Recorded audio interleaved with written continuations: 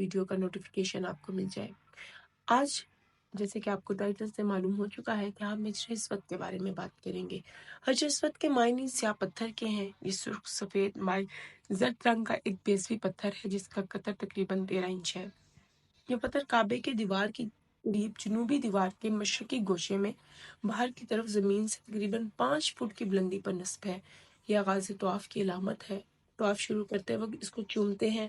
اس وقت غلاف کعبہ نہیں ہوتا تھا اور حجر اسود کا پورا حلقہ صاف نظر آتا تھا۔ حجر اسود کی ابتدائی رنگت، اس کی چمک دمک کے متعلق جو روایات ہیں ان سے واضح ہوتا ہے کہ جس وقت یہ جنت سے اترا تھا تو چاندنی سے زیادہ سفید تھا، موتی کی مثل چمکتا تھا اور اس کے نور سے اطراف حرم روشن ہو جاتے تھے۔ اس کی موجودہ سیاہی زمانہ جاہلیت کی نحوست اور بنی آدم کے گناہوں کی وجہ سے ہے، دو مرتبہ کی آتش زدگی کی وجہ سے ہے۔ حجر اسود کی لمبائی 1.4 انگلی اور چوڑائی 1.3 انگلی اور اس طرح اسود کا قطر کم و بیش 1 فٹ ہے۔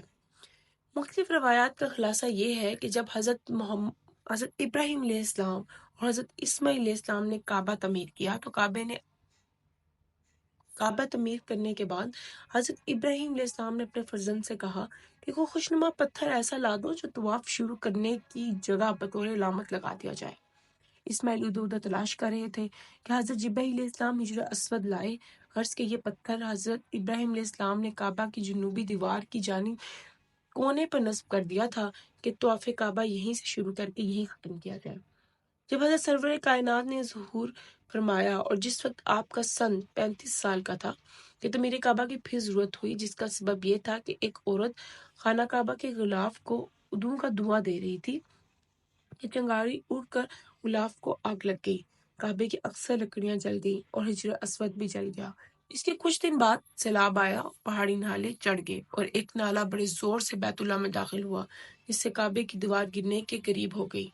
قریش نے تعمیر شروع کر دی۔ جب کعبے کی دیوار میں حجر اسود نصب کرنے کا وقت آیا، ہر قبیلہ یہی چاہتا تھا کہ حجر اسود کو اٹھانے اور نصب کرنے کا شرف اسی کو حاصل ہو۔ اس پر تکرار ہوئی اور نوبت قتل و قتال تک پہنچ گئی۔ حضرت ابو امیہ مخزومی نے سمجھانے سے سب لوگ اس بات پر رضامند ہو گئے کہ بیت اللہ کے باب الصف سے صبح سب سے پہلے جو شخص خود بخود حرم میں داخل ہوا اس کو پنچایت مقرر کیا جائے گا اور وہی فیصلہ کرے گا اور اس پر عمل کیا جائے گا۔ اتنے اتفاق سے پہلا شخص جو باب الصف سے داخل ہوا وہ حضور پاک صلی اللہ علیہ وآلہ وسلم نے اپنی ردائے مبارک زمین پر بچھائی اور زمین پر بچھانے کے بعد آپ صلی اللہ علیہ وآلہ وسلم نے حجر اسود کو اپنے ہاتھوں سے اٹھا کر اس پہ رکھ دیا اور سب قبیلے کے سرداروں سے فرمایا کہ سب مل کر اس چادر کو پکڑ کر وہاں تک لے چلو جہاں حجر اسود نصب کرنا ہے۔ سب نے اس طرح اس کو اٹھایا۔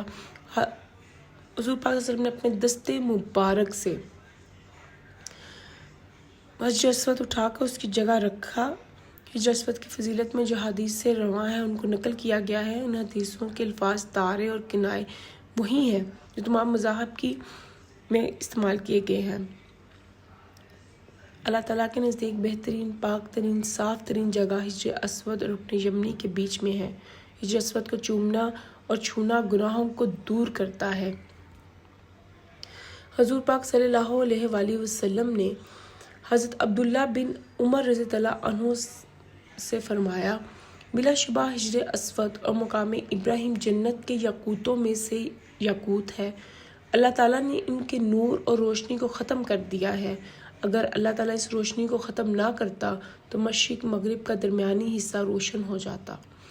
یہ ترمذی حدیث نمبر 804 ہے۔ ابن عباس رضی اللہ عنہ بیان کرتے ہیں کہ نبی کریم صلی اللہ علیہ وسلم نے فرمایا، حجر اسود جنت سے نازل ہوا ہے۔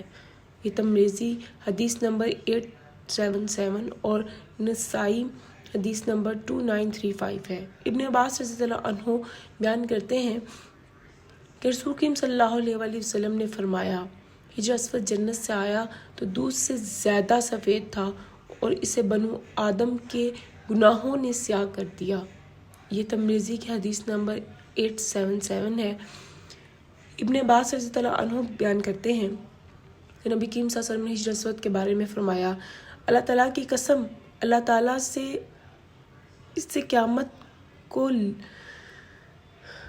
لائے گا تو اس کی 2 آنکھیں ہوں گی جن سے یہ دیکھے گا، اور زبان ہوگی جس سے بولے گا، ہر اس شخص کی گواہی دے گا جس نے اسے حقیقی سلام کیا۔ یہ ترمذی کی حدیث نمبر 961 اور ابن ماجہ حدیث نمبر 2944 ہے۔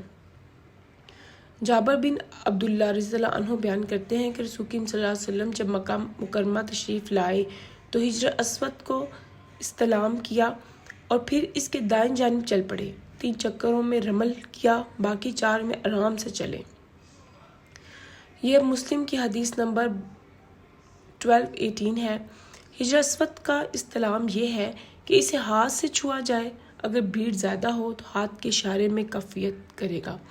حضرت عمر رضی اللہ عنہ حجر اسود کے پاس تشریف لائے، اسے بوسہ دے کر کہنے لگے، مجھے یہ علم ہے کہ تو پتھر ہے، تو نہ نفع دے سکتا ہے نہ نقصان پہنچا سکتا ہے۔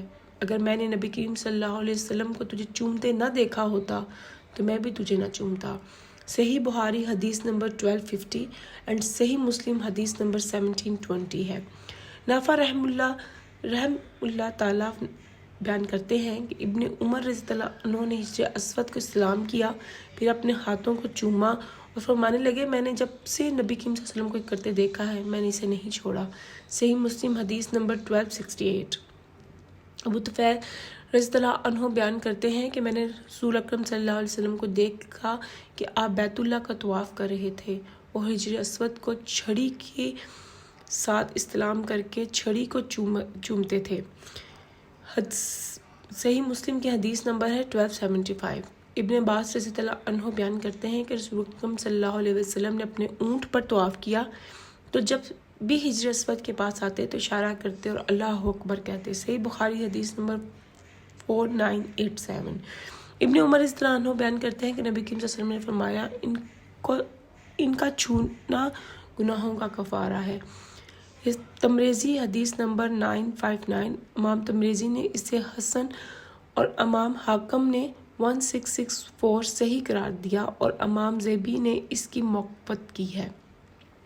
اگر آپ کو میری ویڈیو اچھی لگی ہو اور آپ کو یہ انفارمیشن بھی اچھی لگی ہو تو میرے چینل کو پلیز لائک، سبسکرائب اور بیل کے آئیکن کو ضرور پریس کیجیے گا تاکہ میری ہر نئی آنے والی ویڈیو کا نوٹیفیکیشن آپ کو مل جائے۔